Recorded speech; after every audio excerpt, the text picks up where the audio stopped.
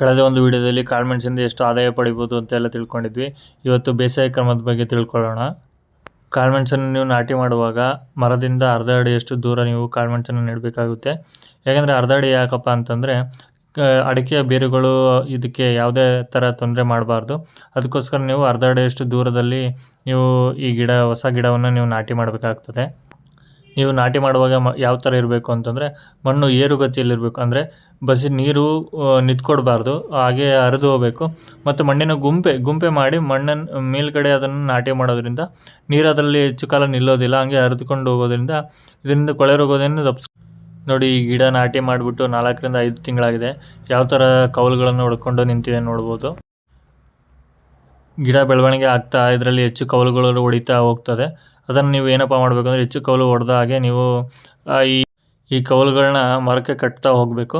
ಯಾವ ಥರ ಎಷ್ಟು ಕೌಲುಗಳಿರುತ್ತೋ ಅದನ್ನೆಲ್ಲ ಮರಕ್ಕೆ ಅವು ಈ ಥರ ಇಟ್ಬಿಟ್ಟು ಅದನ್ನು ಕಟ್ತಾ ಹೋದರೆ ಗಿಡಗಳು ನೆಲದ ಮೇಲೆ ಬೆಳೆದೇ ಮರಕ್ಕೆ ಹತ್ಕೊಳ್ತಾ ಹೋಗ್ತವೆ.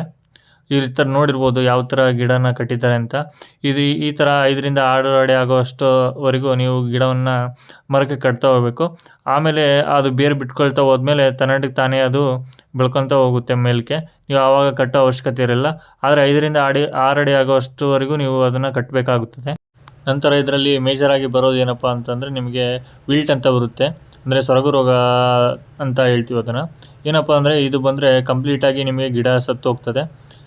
ಏನಪ್ಪ ಇದಕ್ಕೆ ಮಾಡಬೇಕು ಅಂತಂದರೆ ನೀವು ಗಿಡವನ್ನು ಆದಷ್ಟು ಕಸಿ ಗಿಡಗಳನ್ನು ನೀವು ಬಳಸಿರೋದ್ರಿಂದ ಈ ರೋಗದಿಂದ ನೀವು ತಪ್ಪಿಸ್ಬೋದು. ಏನಪ್ಪ ಅಂದರೆ ಇದರಲ್ಲಿ ನೀವು ಹಿಪ್ಪಲಿಂದ ಕಸಿಯಾಗಿರ್ತಕ್ಕಂಥ ಗಿಡಗಳನ್ನು ನಾವು ನೆಡುವುದು ಸೂಕ್ತ ಅಂತ ಹೇಳ್ತೀವಿ. ಯಾಕೆಂದರೆ ಈ ಹಿಪ್ಪಲಿಂದ ನೀವು ಕ್ರಾಸ್ ಆಗಿರೋ ಗಿಡಗಳನ್ನು ನೆಟ್ಟರೆ ಇದು ಕಂಪ್ಲೀಟಾಗಿ ರೆಸಿಸ್ಟೆಂಟ್ ಇರುತ್ತೆ. ಯಾವುದೇ ರೋಗಕ್ಕೆ ತುತ್ತಾಗದೆ ಗಿಡ ಸಂಪೂರ್ಣವಾಗಿ ಚೆನ್ನಾಗಿ ಬೆಳೀತದೆ. ಮತ್ತು ಏನಪ್ಪ ಅಂತಂದರೆ ಹೆಚ್ಚು ನೀರು ನಿಲ್ಲಬಾರ್ದು, ಕಡಿಮೆ ನೀರು ಕೂಡ ಆಗಬಾರ್ದು. ಹೆಚ್ಚು ನೀರಾದರೂ ಕೂಡ ಗಿಡ ಸಾಯ್ತದೆ, ಮತ್ತು ಕಡಿಮೆ ನೀರಿದ್ರೂ ಕೂಡ ಒಣಗಿ ಸಾಯ್ತದೆ. ಇದಕ್ಕೆ ನೀರು ನಿರ್ವಹಣೆ ಭಾಳ ಅತ್ಯಂತ ಪ್ರಮುಖ ಪಾತ್ರ ವಹಿಸ್ತದೆ ಕಾಳುಮೆಣಸು ಕೃಷಿಯಲ್ಲಿ.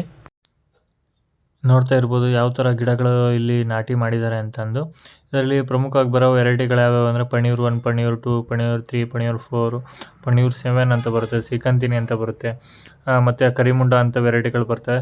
ನೀವು ಲೊಕ್ಯಾಲಿಟಿಗೆ ಯಾವುದು ಸೂಕ್ತ ಆಗುತ್ತೋ ಅದನ್ನು ನೀವು ಚೂಸ್ ಮಾಡೋದ್ರಿಂದ ಒಳ್ಳೆ ಇಳುವರಿಯನ್ನು ಪಡಿಬೋದು. ನೋಡ್ತಾ ಇರ್ಬೋದು ಆಲ್ರೆಡಿ ಇದು 8 ವರ್ಷದ ತೋಟ ಯಾವ ಥರ ಇದು ಫಸಲು ಬಿಟ್ಟಿದೆ ಅಂತ ನೀವು ನೋಡ್ತಾ ಇರ್ಬೋದು. ಇದೇ ಥರ ನೀವು ಗಿಡಗಳನ್ನ ಮೇಂಟೈನ್ ಮಾಡ್ತಾ ಹೋದರೆ ಒಂದು ಗಿಡಕ್ಕೆ ಏನಲ್ಲ ಅಂದರೂ 7 ರಿಂದ 10 kg ಅಷ್ಟು ನೀವು ಒಣ ಕಾಳುಮೆಣಸನ್ನು ತೆಗಿಬೋದು.